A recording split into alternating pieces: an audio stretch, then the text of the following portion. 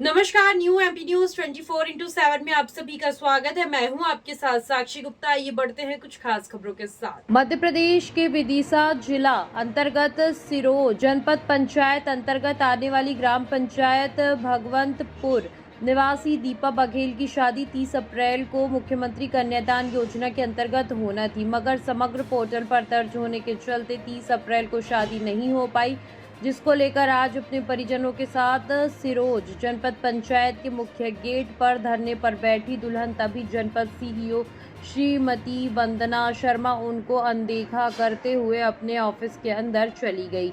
यह भी नहीं देखा कि कार्यालय के मुख्य द्वार पर कौन लोग जमीन पर बैठे। अब इस बात से अंदाज़ा लगाया जा सकता है कि अधिकारी कितने संवेदनशील हैं, क्योंकि किसी गरीब को अधिकारी देखना ही नहीं चाहते हैं। हालांकि किसी के द्वारा ऑफिस के अंदर जाकर सूचना दी गई कि कुछ लोग ऑफिस के मुख्य द्वार पर धरने पर बैठे हैं, तब कहीं जनपद सीईओ बाहर आई। इसके बाद हितग्राहियों से बात ना करके डायरेक्ट मीडिया से बात की। जनपद सीईओ ने ये भी उचित नहीं समझा कि पहले हितग्राहियों से बात कर लें, इसके बाद मीडिया से बातचीत करें।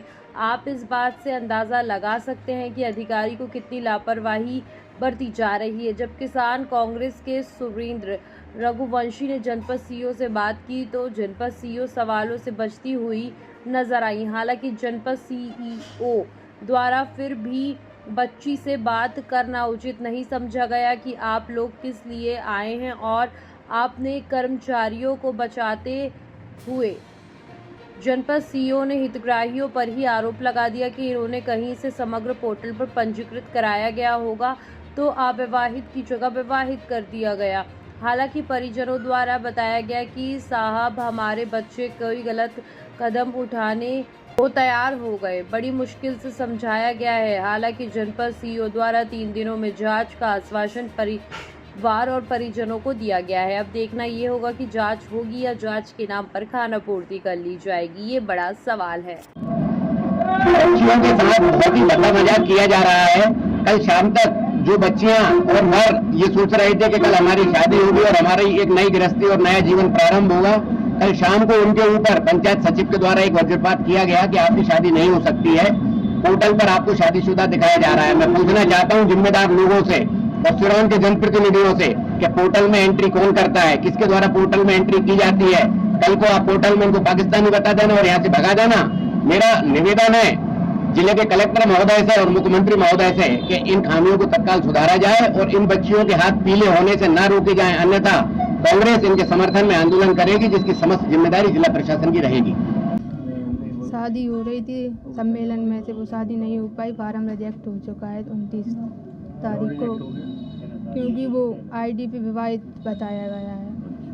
जी, इससे क्या प्रभाव पड़ा फिर आपको? इससे बहुत प्रभाव पड़ा। हमारे गांव में मजाक सरीसा बन रहा है। ठीक, अब क्या चाहते हैं? न्याय चाहिए और क्या।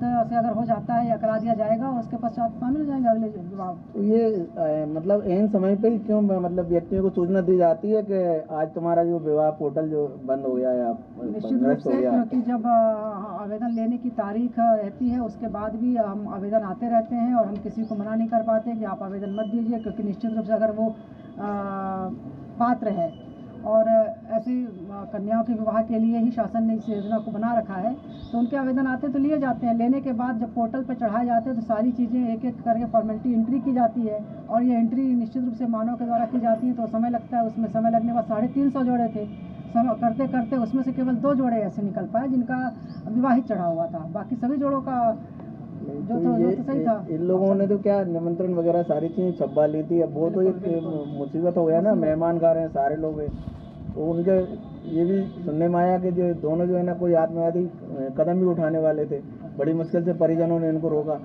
तो ये कहीं ना कहीं शासन की इसमें चूक है, जिन लोगों ने भी ये लापरवाही करी है। अब ये तो अब नहीं बता सकते कि कहाँ पर इन्होंने EKYC कराई है, किससे कराई है। 2013 में अब ये कैसे हमें तो नहीं पता कि इन्होंने कहा नहीं, ये 2013 में बता रहे हैं ना, 2013 में पोर्टल पे दर्ज बता रहे हैं विवाह। हाँ, तो 2013 में इन्होंने उस समय करा ली होगी केवाईसी, तो उस समय इनसे त्रुटि हो गई होगी, परंतु इतने समय तक इन्होंने भी नहीं देखा निश्चित रूप वो से। चीज़ तो जब पोर्टल पे चढ़ा तब जान के खुलासा हुआ उसका। तो वही बात है, पोर्टल पे चढ़ा तब जाके वो खुलासा हुआ। जब शादी लायक होंगे तब पोर्टल पे चढ़ेगा, हमें पहले तो तो ये चढ़ा देखना था नहीं कि सकते ना। केवाईसी है कि नहीं, शासन का आदेश था कि केवाईसी हो, जिस वरवधु का उसी का आवेदन लेना, तो हमने उसको देखा, हमारी केवाईसी थी, हमने लिया, लेकिन बाद में जब पोर्टल पे चढ़ाया तो पता चला कि विवाहित लिख के आ रहा तो है। आगे से ऐसे लोगों के लिए क्या तैयारी रहेगी कि निश्चित आपको रूप से इससे पहले आप आगे से हम देखेंगे कि लेकिन बात ये भी है ना कि अंतिम समय तक लोग आते हैं और फिर किसी का आधार नहीं रहता, मतलब किसी ये का कि जैसे अगर तरीके की कोई पोर्टल पर मानवीय भूल हो जाती है तो उसको सुधारने का या विंडो ओपन करने का कोई तत्काल ऑप्शन खुलवाए नहीं था, ताकि तत्काल बिल्कुल बिल्कुल अब आप भी आपकी समझ बात रहे हैं सही कि है, गलत हो गया बिल्कुल इनके बिल्कुल साथ, आपकी लेकिन बात आप सही कुछ है। मदद नहीं कर पा रहे। अभी नहीं कर पाए हैं हम इसको निश्चित रूप से मदद, लेकिन हमसे जो पत्राचार है और जो वरिष्ठ स्तर तक बात पहुंचानी है निश्चित रूप से तो पहुंचाएंगे। क्या जो लोगों ने उस समय सामग्री पे जो पोर्टल पे करा था उन लोगों की जांच की जाएगी? बिल्कुल, अगर उस समय इसको जांच करने की कोशिश कराई जाएगी और निश्चित रूप से पता किया जाएगा कि वाकई में इन्होंने कहाँ से केवाईसी कराई और